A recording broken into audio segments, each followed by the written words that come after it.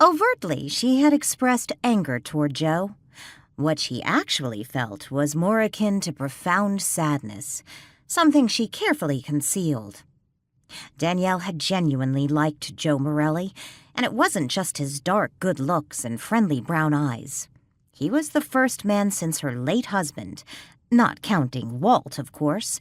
Yet Walt didn't count since he was dead, to whom she felt an attraction. Her attraction to Walt was obviously that of just a close friend. At least that was what she told herself, considering anything more would be absurd due to the circumstances.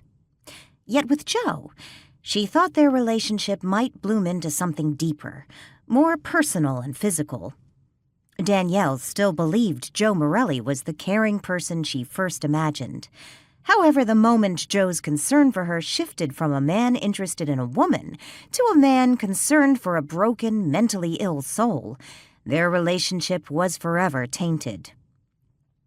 Even though Joe now knew she was not responsible for Cheryl's death, Danielle believed he still questioned her sanity. Perhaps he doesn't think I'm insane exactly, she told herself. Just fragile and a little unstable.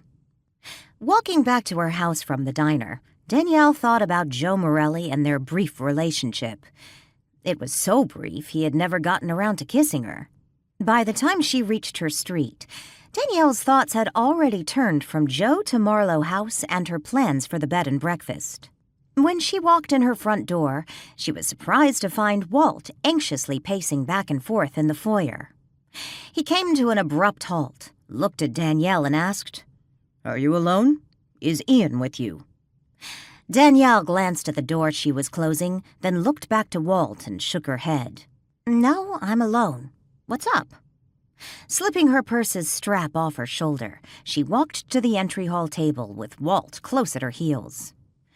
"We need to talk," Walt explained as he stood behind Danielle, who was now setting her purse on the entry table and removing her jacket. His eyes darted to the parlor door.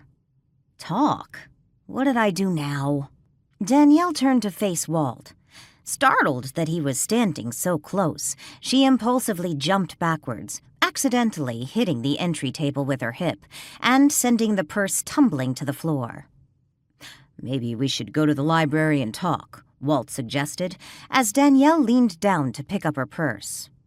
"What is going on with you?" Danielle asked impatiently as she set her purse back on the table, this time with her jacket.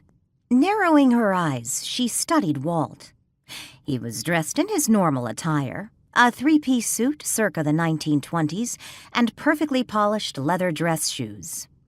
He was now moving toward the library while encouraging her to follow him, yet his eyes kept flashing in the opposite direction, toward the door leading to the parlor.